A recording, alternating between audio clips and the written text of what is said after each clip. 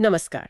Enlighten classes लेकर आया है आपके लिए फिर से एक वेरी इंपॉर्टेंट साइंस चैप्टर। आज हम एक ऐसे फोर्स की बात करेंगे जो हमारी जिंदगी का एक बहुत ही जरूरी हिस्सा है। बिल्कुल, ये एक ऐसा फोर्स है जिसके बिना हम शायद एक कदम भी ना चल पाएं। और मजे की बात यह है कि यही फोर्स हमारी चीजों को खराब भी करता है, उन्हें घिस भी देता है।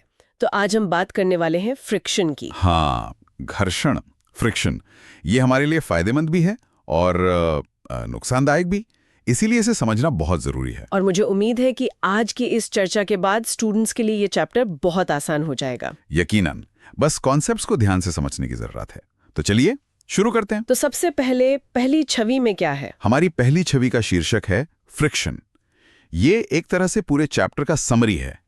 इसमें एक फ्लो चार्ट दिया गया है। Let me read it. जी। Flow chart: force, opposition, heat and wear. Force, फिर ऑपोजिशन जी। और फिर हीट एंड वेयर। इसका क्या मतलब हुआ? देखिए, ये फ्लो चार्ट बताता है कि फ्रिक्शन असल में है क्या। फ्रिक्शन एक तरह का फोर्स है, एक बल है। इसका काम क्या है? ऑपोजिशन, यानी विरोध करना। किस चीज का विरोध? मोशन का। जब भी कोई एक चीज दूसरी चीज के ऊपर चलने की कोशिश करती है तो फ्रिक्शन उसका विरोध करता है। और इस ऑपोजिशन, इस विरोध का नतीजा क्या होता है? दो चीजें पैदा होती है, हीट यानी गर्मी और वेयर यानी घिसाव। अच्छा, जैसे हाथ रगड़ने पर गर्मी पैदा होती है। बिल्कुल सही, वो फ्रिक्शन की वजह से ही है। अब इसमें एक डायग्राम भी है, diagram of a block being pushed. हाँ, दिख रहा है, एक बक्से को धकेला जा रहा है। जी, इस चित्र में आप देखें, ब्लॉक को दाहिनी ओर, राइट साइड धकेला जा रहा है। तो फ्रिक्शन फोर्स कहाँ लग रहा है? वो तो बाईं ओर, लेफ्ट साइड लग रहा है। एरो उल्टी दिशा में है। एग्जैक्टली, ये हमेशा मोशन को रोकने की कोशिश करता है, उसके ऑपोजिट लगता है। अब अगला चित्र देखिए, diagram of a matchstick lighting up. माचिस की तीली। हाँ, जब हम माचिस की तीली को सतह पर रगड़ते हैं तो क्या होता है? वो जल उठती है। क्योंकि रगड़ने से फ्रिक्शन पैदा होता है, फ्रिक्शन से हीट पैदा होती है और उस हीट से तीली जल उठती है। ये फ्रिक्शन का एक बहुत ही कॉमन इफेक्ट है। और तीसरा डायग्राम है diagram of a hand polishing a surface. जी, जब किसी सतह को पॉलिश किया जाता है या मान लीजिए रेगमाल से रगड़ा जाता है तो फ्रिक्शन के कारण सतह घिसती है। इसी को हम वेयर एंड टेयर कहते हैं। जूतों का सोल भी इसी तरह घिसता है। अच्छा, तो ये सब फ्रिक्शन के ही असर है। हाँ, अब आते हैं इसकी सबसे जरूरी चीज पर, इसकी परिभाषा, इसकी डेफिनेशन पर। मैं इसे पहले इंग्लिश में पढ़ता हूं। जी। Friction is a force that opposes the relative motion between two surfaces. Okay, relative motion between two surfaces। हाँ, ये फ्रिक्शन की सबसे महत्वपूर्ण परिभाषा है। इसे सभी स्टूडेंट्स को याद रखना चाहिए। फ्रिक्शन एक ऐसा फोर्स है जो दो सतहों, टू सर्फेसेस, के बीच होने वाले रिलेटिव मोशन का विरोध करता है। यहाँ पर relative motion का क्या मतलब है? बहुत अच्छा सवाल। रिलेटिव मोशन का मतलब है जब एक सतह दूसरी सतह के ऊपर चलने की कोशिश करती है या चल रही होती है। अगर दोनों सतहें एक साथ चल रही हैं तो उनके बीच कोई रिलेटिव मोशन नहीं है। अच्छा। और एग्जाम के लिए ये टिप है कि ये परिभाषा अक्सर 1 मार्क के क्वेश्चन में पूछी जाती है। So it's very important. ठीक है, तो अब हम अगले खंड पर आते हैं। बिल्कुल, हमारा अगला सेक्शन है इंट्रोडक्शन टू फ्रिक्शन। फ्रिक्शन का परिचय। हाँ, इसमें पहला सवाल है, what is friction? I'll read the answer. Friction is the force that opposes the motion of an object. It acts between two surfaces in contact. Okay, तो ये वही बात है जो हमने अभी सीखी, ये मोशन का विरोध करता है। हाँ, और दूसरी जरूरी बात क्या है? It acts between two surfaces in contact. मतलब फ्रिक्शन तभी काम करेगा जब दो सतहें एक दूसरे के संपर्क में हों, एक दूसरे को छू रही हों। बिना कॉन्टैक्ट के फ्रिक्शन नहीं हो सकता। ठीक है। अब अगला सवाल है, why does friction act? Friction लगता क्यों है? The text says surfaces are not perfectly smooth. Irregularities interlock and resist motion. Irregularities interlock, इसका क्या मतलब हुआ? इसका मतलब है कि कोई भी सतह जो हमें देखने में बिल्कुल चिकनी लगती है, असल में वो परफेक्टली स्मूथ नहीं होती। अगर हम उसे माइक्रोस्कोप से देखें तो हर सतह पर छोटे-छोटे गड्ढे और उभाड़ दिखेंगे। अच्छा। इन्हीं को इर्रेगुलरिटीज कहते हैं। तो जब दो सतहें एक दूसरे के संपर्क में आती हैं तो एक सतह की इर्रेगुलरिटीज दूसरी सतह की इर्रेगुलरिटीज में फंस जाती हैं, इंटरलॉक हो जाती हैं, जैसे दो कंघियों को आपस में फंसा दिया हो। और इसी फंसाव की वजह से गति में रुकावट आती है। बिल्कुल सही।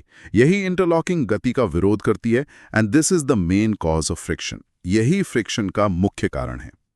इंटरेस्टिंग। अब इसमें अगला पॉइंट है effect of friction. Yes, effect of friction. Friction slows down moving objects, eventually brings them to rest. ये तो बहुत सीधा है।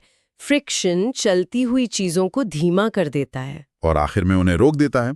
इसका सबसे अच्छा उदाहरण है अगर आप जमीन पर एक गेंद को लुढ़का दें, तो क्या वो हमेशा चलती रहती है? नहीं, थोड़ी देर बाद जाकर वो रुक जाती है। क्यों? जमीन और गेंद के बीच लगने वाले फ्रिक्शन के कारण। वो फ्रिक्शन ही उसे धीरे धीरे धीमा करता है और रोक देता है। अच्छा, अब इसमें कुछ डेली लाइफ एग्जांपल्स भी दिए गए हैं। हाँ, इलस्ट्रेटेड एंड लेबल्ड। पहला है अप्लाइंग ब्रेक्स। जब हम गाड़ी के ब्रेक लगाते हैं तो ब्रेक पैड्स टायर के साथ जोर से रगड़ खाते हैं। इससे फ्रिक्शन पैदा होता है और गाड़ी रुक जाती है। तो ब्रेक सिस्टम पूरी तरह फ्रिक्शन पर ही काम करता है। एग्जैक्टली। दूसरा एग्जाम्पल है बॉल स्टॉपिंग ऑन ग्राउंड, जो हमने अभी डिस्कस किया। तीसरा है मूविंग व्हीकल स्टॉप्स। जब चलती हुई गाड़ी का इंजन बंद कर देते हैं तो वो थोड़ी दूर जाकर क्यों रुक जाती है? सड़क और टायरों के बीच फ्रिक्शन के कारण। बिल्कुल। और चौथा उदाहरण बहुत मजेदार है, slipping on banana peel, wet floor. केले के छिलके या गीले फर्श पर क्या होता है? हम फिसल जाते हैं। क्यों? क्योंकि केले का छिलका या पानी फर्श और हमारे पैर के बीच फ्रिक्शन को बहुत कम कर देता है। लेस फ्रिक्शन, और फ्रिक्शन कम होने से हमारी ग्रिप खत्म हो जाती है और हम फिसल जाते हैं। तो इससे यह भी पता चलता है कि चलने के लिए फ्रिक्शन कितना जरूरी है। सही कहा। अब आखिर में एक एग्जाम पॉइंट है, I read it. Friction is always present between surfaces in contact and opposes motion. ये पॉइंट तो याद रखना ही चाहिए। हाँ, जब भी दो सतहें कांटेक्ट में होंगी और उनके बीच मोशन होगा या होने की कोशिश भी होगी, फ्रिक्शन हमेशा वहां मौजूद रहेगा और मोशन का विरोध करेगा। ठीक है, तो चलिए अब तीसरे सेक्शन पर चलते हैं। जरूर। हमारा अगला शीर्षक है फोर्स ऑफ फ्रिक्शन। अच्छा, तो अब हम इसे एक फोर्स के रूप में समझेंगे। हाँ, पहला पॉइंट है what is force of friction. It says the force of friction is a contact force. It comes into action only when two surfaces are in contact. Contact force, ये शब्द पहले भी आया था। हाँ, कॉन्टैक्ट फोर्स का मतलब है ऐसा बल जो तभी काम करता है जब चीजें एक दूसरे को छू रही हों। अगर सतहों के बीच कोई कॉन्टैक्ट नहीं है तो कोई फ्रिक्शन भी नहीं होगा। जैसे मैग्नेटिक फोर्स एक नॉन कॉन्टैक्ट फोर्स है, वो दूर से भी काम करता है, पर फ्रिक्शन ऐसा नहीं है। समझ गई। अब दूसरा पॉइंट बहुत बहुत इंपॉर्टेंट है, direction of friction. The force of friction always opposes motion. It acts opposite to the direction of motion. Friction की दिशा ये हमेशा मोशन के ऑपोजिट होती है। हमेशा। ये फ्रिक्शन का गोल्डन रूल है। अगर आप किसी किताब को टेबल पर दाईं ओर खिसका रहे हैं तो फ्रिक्शन बाईं ओर लगेगा। अगर आप बाईं ओर खिसका रहे हैं तो फ्रिक्शन दाईं ओर लगेगा। हमेशा उल्टी दिशा में। एग्जैक्टली। अब इसी को समझाने के लिए एक एनसीईआरटी एक्टिविटी 9.1 दी गई है, book on a table. Activity great. इसमें दो स्थितियां हैं। Situation 1, book at rest. जब किताब मेज पर बस रखी हुई है एट रेस्ट और उसे कोई हिला नहीं रहा, तो क्या उस पर कोई फ्रिक्शन लग रहा है?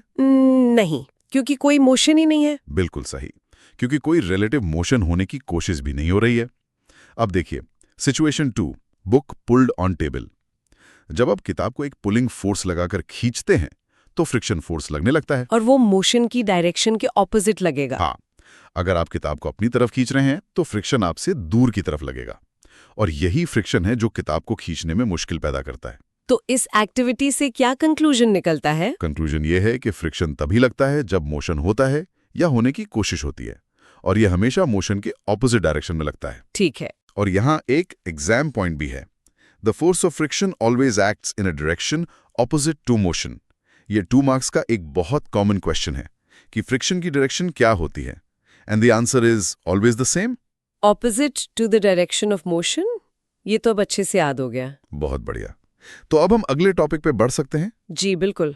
अगला सेक्शन है फैक्टर्स अफेक्टिंग फ्रिक्शन। मतलब वो कौन से फैक्टर्स हैं, कौन सी बातें हैं जिन पर फ्रिक्शन निर्भर करता है कि वो कब ज्यादा होगा और कब कम। अच्छा। इसमें 2 मुख्य फैक्टर्स हैं। पहला है the force of friction depends on the nature of the surfaces in contact. Nature of surfaces, जी, यानी सतहों की प्रकृति। हाँ, मतलब सतह खुरदरी है या चिकनी, rough surface versus smooth surface. पहले रफ सरफेस की बात करते हैं, जैसे जूट, सैंड, रफ क्लॉथ। इन सतहों में इर्रेगुलरिटीज बहुत ज्यादा होती हैं। तो इंटरलॉकिंग भी ज्यादा होगी। बिल्कुल, इंटरलॉकिंग ज्यादा होगी तो हाई फ्रिक्शन होगा और मूवमेंट मुश्किल होगा। अब बात करते हैं स्मूथ सरफेस की, जैसे ग्लास, पॉलिश्ड फ्लोर। इन पर इरेगुलरिटीज कम होंगी। हाँ, इंटरलॉकिंग कम होगी जिससे लो फ्रिक्शन होगा और मूवमेंट आसान होगा। इसीलिए बर्फ पर फिसलना आसान है। ठीक है, तो पहला फैक्टर हुआ सरफेस का नेचर। दूसरा क्या है? दूसरा फैक्टर है force pressing the surfaces together. The text says greater the force pressing two surfaces together, greater is the friction.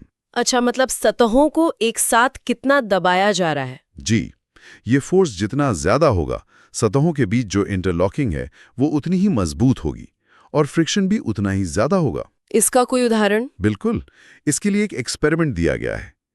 Illustrated example, dragging a mat experiment. एक चटाई को खींचने का प्रयोग। हाँ, पहली स्थिति है विदाउट पर्सन ऑन मैट। जब चटाई खाली है तो उसका वजन, वेट कम है। उसे खींचने के लिए कम फोर्स लगाना पड़ता है क्योंकि फ्रिक्शन कम है। ये तो आसान होगा। हाँ, अब दूसरी स्थिति देखिए, विद पर्सन ऑन मैट। जब चटाई पर कोई व्यक्ति बैठ जाता है तो क्या होता है? वजन बढ़ जाता है। वजन बढ़ने से सतहों पर दबाव बढ़ जाता है, इसलिए फ्रिक्शन भी ज्यादा हो जाता है और अब चटाई को खींचना मुश्किल हो जाता है, डिफिकल्ट टू पुल। अच्छा, तो इसीलिए भारी अलमारी को खिसकाना हल्की कुर्सी से ज्यादा मुश्किल होता है। एग्जैक्टली, यही प्रिंसिपल है। तो अब हम इसका कंक्लूजन देख सकते हैं। फ्रिक्शन ज्यादा होता है जब surface is rough और weight of force pressing surfaces increases। तो ये दो मेन फैक्टर्स हैं। जी, और एग्जाम के लिए ये 3 मार्क्स का प्रश्न बन सकता है। List the factors affecting friction with examples. तो आपको ये दोनों पॉइंट्स लिखने होंगे। The exam point is more the roughness and wet, greater is the friction. ठीक है, ये बहुत क्लियर हो गया। अब अगला सेक्शन है कॉजेज ऑफ फ्रिक्शन। हाँ, फ्रिक्शन का कारण क्या है? वैसे तो हम ये डिस्कस कर चुके हैं, पर यहाँ इसे और डिटेल में बताया गया है। Right. First point, what causes friction? Friction is caused due to irregularities on the surfaces in contact. Irregularities मतलब वही सतह का ऊबड़-खाबड़ होना। जी, अगला पॉइंट इसे और एक्सप्लेन करता है। Interlocking of irregularities. Surfaces are not perfectly smooth. Their irregularities interlock with each other, opposing motion. तो ये इंटरलॉकिंग ही मेन कारण है। बिल्कुल, जब दो सतहें एक दूसरे पर चलती हैं तो उनकी irregularities मतलब उभार और गड्ढे आपस में फंस जाते हैं। इसी फंसाव को तोड़ने के लिए हमें फोर्स लगाना पड़ता है और यही फोर्स हमें फ्रिक्शन के रूप में महसूस होता है। डायग्राम में भी यही दिखाया गया है। हाँ, आप देख सकते हैं कि कैसे ऊपर वाली सतह के उभार नीचे वाली सतह के गड्ढों में फंस गए हैं और फ्रिक्शन मोशन की दिशा के विपरीत लग रहा है। इसमें एक बहुत अच्छा सवाल भी है, Why perfectly smooth surfaces do not exist? जी, क्या हम परफेक्टली स्मूथ सतह बना सकते हैं? जवाब है नहीं। The text says, all materials have microscopic irregularities. Manufacturing cannot remove all roughness. Atoms themselves create uneven surfaces. अच्छा, तो माइक्रोस्कोपिक लेवल पर ये संभव ही नहीं है? संभव नहीं है क्योंकि हर चीज एटम से बनी है और एटॉमिक लेवल पर हमेशा कुछ ना कुछ अनइवननेस रहती ही है जिसे पूरी तरह हटाया नहीं जा सकता। ये तो बहुत डीप कॉन्सेप्ट है। हाँ, और एग्जाम के लिए जो सबसे जरूरी लाइन है वो है friction is caused due to interlocking of microscopic irregularities of surfaces. Friction के कारण का ये सबसे सटीक साइंटिफिक एक्सप्लेनेशन है। ग्रेट। अब हम आते हैं एक बहुत ही इंपॉर्टेंट सेक्शन पर, types of friction. Yes, this is very important. Friction के प्रकार, इसमें 3 मुख्य प्रकार हैं। पहला है A. Static friction. स्टैटिक मतलब रुका हुआ। Say, let me read the definition. Static friction acts when an object is at rest and prevents it from moving. It is the force required to start motion. तो ये तब लगता है जब कोई चीज रुकी हुई हो। हाँ, जब कोई वस्तु रुकी हुई हो, at rest, और हम उसे चलाने की कोशिश कर रहे हों लेकिन वो चल नहीं रही। ये मोशन को शुरू होने से रोकता है। जैसे किसी भारी अलमारी को पहली बार धकेलने में जो जोर लगता है। बिल्कुल सही उदाहरण। वो जो शुरुआती जोर लगाना पड़ता है वो स्टैटिक फ्रिक्शन को ओवरकम करने के लिए ही होता है। अब दूसरा टाइप है B. Sliding friction. स्लाइडिंग मतलब फिसलना। Yes, the definition is sliding friction acts when an object is sliding over a surface. It is less than static friction. अच्छा, ये स्टैटिक फ्रिक्शन से कम होता है। हाँ, ये बहुत जरूरी पॉइंट है। स्लाइडिंग फ्रिक्शन तब लगता है जब एक वस्तु दूसरी पर फिसल रही होती है, स्लाइड कर रही होती है। एक बार जब वो अलमारी चलने लगती है तो उसे चलाते रहने के लिए थोड़ा कम जोर लगाना पड़ता है। हाँ, ये तो मैंने महसूस किया है। इसका मतलब है कि स्लाइडिंग फ्रिक्शन स्टैटिक फ्रिक्शन से कम होता है। अब तीसरा टाइप है रोलिंग फ्रिक्शन। रोलिंग मतलब लुढ़कना? जी, rolling friction occurs when an object rolls over a surface. It is the least among all types of friction. ये सबसे कम होता है? हाँ, ये तीनों में सबसे कम होता है। रोलिंग फ्रिक्शन तब लगता है जब कोई वस्तु जैसे पहिया किसी सतह पर रोल करती है। इसीलिए तो गाड़ियों में स्लाइडिंग पैड्स की जगह पहिए लगाए जाते हैं। ये सबसे कम क्यों होता है? Why least? क्योंकि जब कोई चीज रोल करती है तो सतहों के बीच का जो कॉन्टैक्ट एरिया होता है वो बहुत ही छोटा, एक पॉइंट जितना होता है, और इर्रेगुलरिटीज को एक दूसरे में फंसने के लिए ज्यादा समय ही नहीं मिलता। अच्छा। अब इसमें एक कंपैरिजन स्ट्रिप है जो वेरी इंपॉर्टेंट है। Static friction, sliding friction, rolling friction. मतलब सबसे ज्यादा स्टैटिक, उससे कम स्लाइडिंग और सबसे कम रोलिंग। बिल्कुल, ये कंपैरिजन याद रखना एग्जाम के लिए बहुत जरूरी है, और ये एग्जाम पॉइंट है। Rolling friction is the least because there is very little interlocking of surfaces. अक्सर ये क्वेश्चन आता है कि रोलिंग फ्रिक्शन सबसे कम क्यों होता है। ठीक है, अब हम उस टॉपिक पे आते हैं जिसका जिक्र हमने शुरू में किया था, फ्रिक्शन अ नेसेसरी इविल। हाँ, एक जरूरी बुराई। पहले हम देखेंगे फ्रिक्शन एज अ फ्रेंड, मतलब ये हमारा दोस्त कैसे है। Okay. Why is friction necessary? Friction is called a necessary evil because without friction, many daily activities would not be possible. जरूरी बुराई क्योंकि इसके लिए ना हमारे काम ही नहीं हो सकते। जी, तो देखते हैं इसके फायदे क्या हैं। Friction as a friend. Daily life uses. पहला है वॉकिंग। हम चल कैसे पाते हैं? जमीन और पैरों के बीच फ्रिक्शन की वजह से। हाँ, फ्रिक्शन हमें आगे बढ़ने के लिए ग्रिप देता है। अगर फ्रिक्शन ना हो तो हम एक ही जगह पर फिसलते रहेंगे, जैसे बर्फ पर होता है। दूसरा है राइटिंग। पेन या पेंसिल और कागज के बीच फ्रिक्शन के कारण ही हम लिख पाते हैं। फ्रिक्शन के बिना पेन कागज पर बस फिसलता रहेगा, इंक नहीं छूटेगी। तीसरा होल्डिंग ऑब्जेक्ट्स। हम किसी भी चीज को हाथों में पकड़ पाते हैं, वो भी फ्रिक्शन की वजह से ही। बिल्कुल, बिना फ्रिक्शन के ग्लास हमारे हाथ से फिसल जाएगा। Driving vehicles, fixing nails, tying knots, construction of buildings, ये सब फ्रिक्शन के कारण ही संभव है। वाह, इतने सारे फायदे हैं। हाँ, इसीलिए एग्जाम के लिए जो वन लाइन पॉइंट है वो है without friction walking, writing, driving and holding objects would be impossible. ये 3 या 5 मार्क्स के क्वेश्चन का जवाब है explain how friction is a friend. Okay, तो अब सिक्के का दूसरा पहलू देखते हैं, फ्रिक्शन एज अ फो। ये हमारा दुश्मन कैसे है? बिल्कुल, अगला सेक्शन यही है। Why is friction a foe? Though friction is useful, it also causes several problems, so it is called a foe. इसके नुकसान क्या हैं? सबसे पहला और बड़ा नुकसान है वेयर एंड टेयर। फ्रिक्शन के कारण चलती हुई मशीनें, पुर्जे और चीजें घिस जाती हैं, जैसे soles of shoes wearing out, जूतों के सोल घिस जाते हैं। और मशीन पार्ट्स गेट डैमेज्ड। जी, मशीनों के पुर्जे घिस घिस कर खराब हो जाते हैं। दूसरा नुकसान है हीटिंग ऑफ मशीन्स। जब मशीनें चलती हैं तो फ्रिक्शन के कारण बहुत गर्मी पैदा होती है, जिससे मशीनें ओवरहीट हो सकती हैं और खराब हो सकती हैं। और तीसरा नुकसान? Energy loss. फ्रिक्शन मोशन का विरोध करता है, इसलिए हमें मशीनों को चलाने के लिए ज्यादा एनर्जी लगानी पड़ती है। हमारी यूजफुल एनर्जी का कुछ हिस्सा हीट के रूप में वेस्ट हो जाता है। मतलब ये मशीन्स की एफिशिएंसी कम कर देता है? बिल्कुल, and the one line exam point is friction reduces efficiency of machines by causing wear, heat and energy loss. ये 3 मार्क्स का प्रश्न हो सकता है। Explain how friction is a foe. ठीक है, तो जब फ्रिक्शन के इतने नुकसान हैं तो हमें इसे कंट्रोल करना भी सीखना होगा। अगला सेक्शन शायद इसी बारे में है, इंक्रीजिंग फ्रिक्शन। सही। हमें फ्रिक्शन बढ़ाने की जरूरत कब पड़ती है? Why do we increase friction? Friction is increased to prevent slipping and to improve grip and control.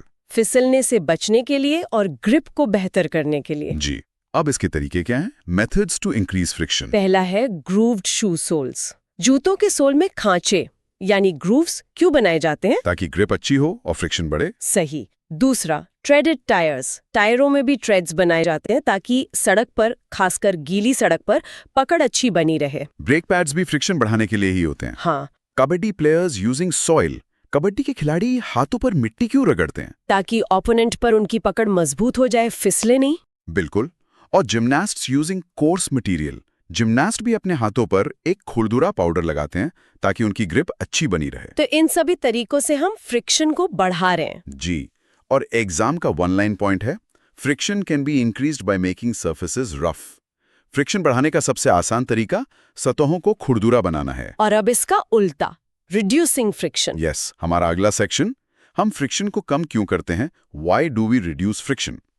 Friction is reduced to save energy, reduce wear and tear, and make motion smoother. Energy बचाने के लिए, घिसाव कम करने के लिए और motion को आसान बनाने के लिए। बिल्कुल। अब इसके तरीके क्या हैं? Methods to reduce friction. सबसे कॉमन तरीका है लुब्रिकेंट्स, जैसे ऑयल, ग्रीस, ग्राफाइट। मशीनों में तेल या ग्रीस डालना। हाँ, ये लुब्रिकेंट्स क्या करते हैं? ये सतहों के बीच एक पतली परत, अ थिन लेयर बना लेते हैं। इससे सतहों का डायरेक्ट कांटेक्ट खत्म हो जाता है और फ्रिक्शन बहुत कम हो जाता है। दूसरा तरीका है पाउडर ऑन कैरम बोर्ड। हाँ, कैरम बोर्ड पर पाउडर छिड़का जाता है ताकि सतह चिकनी हो जाए और स्ट्राइकर और गोटियां आसानी से फिसल सकें। एयर कशन भी एक तरीका है। जी, दो सतहों के बीच हवा की एक पतली परत, थिन लेयर ऑफ एयर बनाकर भी फ्रिक्शन को कम किया जा सकता है। हॉवरक्राफ्ट इसी प्रिंसिपल पर काम करता है। और बॉल बेरिंग्स भी हैं। हाँ, ये बहुत इंपॉर्टेंट है। ये रोलिंग फ्रिक्शन का इस्तेमाल करके स्लाइडिंग फ्रिक्शन को बहुत कम कर देते हैं। हम इनके बारे में आगे और पढ़ेंगे। इसमें एक सवाल है, why friction can not be zero? क्या हम फ्रिक्शन को पूरी तरह खत्म कर सकते हैं? जवाब है नहीं। Perfectly smooth surfaces do not exist, so friction can never be zero. क्योंकि कोई भी सतह पूरी तरह चिकनी नहीं हो सकती, इसलिए फ्रिक्शन को शून्य, जीरो करना असंभव है। ये तो हम पहले भी समझ चुके हैं। Right, and the exam point is friction can be reduced by using lubricants and smooth surfaces. Friction कम करने की ये दो मुख्य तरीके हैं। ठीक है। अब अगला सेक्शन है व्हील्स रिड्यूस फ्रिक्शन, पहियों के बारे में। जी, ये रोलिंग फ्रिक्शन का ही एप्लीकेशन है। पहला पॉइंट है rolling versus sliding friction. Rolling friction sliding friction से बहुत कम होता है। रोलिंग फ्रिक्शन स्लाइडिंग फ्रिक्शन से बहुत कम होता है। हाँ, बहुत कम। चित्र में भी दिखाया है, एक बॉक्स को स्लाइड करने में ज्यादा फ्रिक्शन है, जबकि पहियों वाले बॉक्स को रोल करने में बहुत कम फ्रिक्शन है। तो why do wheels reduce friction? Wheels convert sliding friction into rolling friction, which is much smaller. पहिए स्लाइडिंग फ्रिक्शन को, जो कि बहुत ज्यादा होता है, रोलिंग फ्रिक्शन में बदल देते हैं, जो बहुत कम होता है। यही पहियों का कमाल है। और इसी का एक इम्पॉर्टेंट एप्लीकेशन है ball bearings. Yes, ball bearings are used to reduce friction in rotating machines. They convert sliding into rolling. ये छोटी छोटी स्टील की गोलियां होती हैं जो मशीनों के घूमने वाले हिस्सों, जैसे पंखे की एक्सल या साइकिल के पहियों में लगाई जाती हैं। तो ये भी स्लाइडिंग को रोलिंग में बदल देते हैं। बिल्कुल, इसीलिए सीलिंग फैन, बाइसाइकिल, व्हीकल्स, ये सब इतने आसानी से घूम पाते हैं और एनर्जी बचाते हैं। तो एग्जाम पॉइंट क्या है इसका? Exam point is wheels reduce friction by changing sliding motion into rolling motion. ये 2 मार्क्स का एक महत्वपूर्ण प्रश्न है। ठीक है, अब हम एक बिल्कुल अलग तरह के फ्रिक्शन पे आ रहे हैं, फ्लूइड फ्रिक्शन, ड्रैग। जी, अभी तक हम ठोस सतहों की बात कर रहे थे, अब हम लिक्विड्स और गैसेस की बात करेंगे। What is fluid friction? The definition is, fluid friction is the force that opposes motion of an object through a fluid. Fluids include liquids and gases. तो फ्लूइड्स का मतलब सिर्फ लिक्विड्स नहीं, बल्कि लिक्विड्स एंड गैसेस दोनों हैं। ये याद रखना बहुत जरूरी है। हवा और पानी दोनों फ्लूइड्स हैं। तो जब कोई वस्तु किसी फ्लूइड से होकर गुजरती है, जैसे हवाई जहाज हवा में या नाव पानी में, तो वो फ्लूइड उस वस्तु पर एक फ्रिक्शनल फोर्स लगाता है। इसी को फ्लूइड फ्रिक्शन या ड्रैग कहते हैं। अच्छा, इसे ड्रैग कहते हैं। हाँ, अब देखते हैं फैक्टर्स अफेक्टिंग फ्लूइड फ्रिक्शन। हाँ, ये किन बातों पर निर्भर करता है? ओके। पहला है स्पीड ऑफ ऑब्जेक्ट। वस्तु की स्पीड जितनी ज्यादा होगी, फ्लूइड फ्रिक्शन भी उतना ही ज्यादा होगा। अब तेज दौड़ते हैं तो हवा का दबाव ज्यादा महसूस होता है ना? हाँ, बिल्कुल। दूसरा है शेप ऑफ ऑब्जेक्ट। वस्तु का शेप, उसकी बनावट भी फ्लूइड फ्रिक्शन पर बहुत असर डालती है। कैसे? एक खास तरह का शेप होता है स्ट्रीमलाइंड शेप। इस शेप पर फ्रिक्शन कम लगता है, जबकि चौड़े ब्लंट शेप पर ज्यादा लगता है। तीसरा फैक्टर है नेचर ऑफ फ्लूइड। फ्लूइड जितना गाढ़ा, थिकर होगा, फ्रिक्शन उतना ज्यादा होगा। जैसे पानी में चलना शहद में चलने से ज्यादा आसान है। बिल्कुल सही। अब ये स्ट्रीमलाइन शेप्स बहुत इंपॉर्टेंट कॉन्सेप्ट हैं। Streamlined shapes reduce drag and help objects move easily through fluids. तो ये शेप ड्रैग को कम करता है। हाँ, जी, प्रकृति में देखिए पक्षियों और मछलियों का शरीर स्ट्रीमलाइंड होता है, आगे से नुकीला और बीच से थोड़ा चौड़ा। ये शेप उन्हें हवा या पानी में आसानी से तैरने या उड़ने में मदद करता है। और इसी को देखकर हमने हवाई जहाज और जहाज बनाए हैं। बिल्कुल, इनका शेप ऐसा बनाया जाता है जो फ्लूइड को आसानी से काटकर आगे बढ़ सके, जिससे एनर्जी बचती है और स्पीड बढ़ती है। So, the exam point is fluid friction increases with speed and decreases with streamlined shape. Perfect, यही फ्लूइड फ्रिक्शन के बारे में सबसे जरूरी बात है। बहुत बढ़िया। अब हम चैप्टर के अंत में आ गए हैं और यहाँ एक सेक्शन है थिंक एंड आंसर। हाँ, ये एक कॉन्सेप्ट बेस्ड प्रश्न है जो अक्सर परीक्षाओं में आता है। मैं इसे पढ़ता हूँ। जी, Why do vehicles and aeroplanes have streamlined shapes? Explain your answer using the concept of friction. ये तो हमने अभी डिस्कस किया है। हाँ, स्टूडेंट्स को इसका जवाब खुद सोचने की कोशिश करनी चाहिए। हिंट यही है कि इसका जवाब फ्लूइड फ्रिक्शन यानी ड्रैग और एनर्जी लॉस से जुड़ा है। तो इसका संक्षिप्त उत्तर क्या होगा? इसका उत्तर ये होगा कि गाड़ियों और हवाई जहाज़ों का शेप स्ट्रीमलाइंड इसीलिए होता है ताकि हवा, जो कि एक फ्लूइड है, उसका फ्रिक्शन यानी ड्रैग कम से कम लगे। इससे वे आसानी से और तेजी से आगे बढ़ सकते हैं और उनका फ्यूल यानी एनर्जी भी बचता है। एक्सीलेंट। तो अब हमारा रिवीजन कंप्लीट हो गया है। जी, आज हमने फ्रिक्शन चैप्टर के सभी महत्वपूर्ण कॉन्सेप्ट्स को समझा है। हमने जाना कि फ्रिक्शन क्या है, इसके कारण क्या हैं, इसके कितने प्रकार हैं, और हमने इसके फायदे और नुकसान भी देखे और इसे कम या ज्यादा करने के तरीके भी सीखे। बिल्कुल। अब स्टूडेंट्स इस अध्याय के लिए पूरी तरह से तैयार हैं। अगर आपको वीडियो अच्छा लगा हो तो वीडियो को लाइक, चैनल को सब्सक्राइब और अपने दोस्तों के साथ शेयर करें।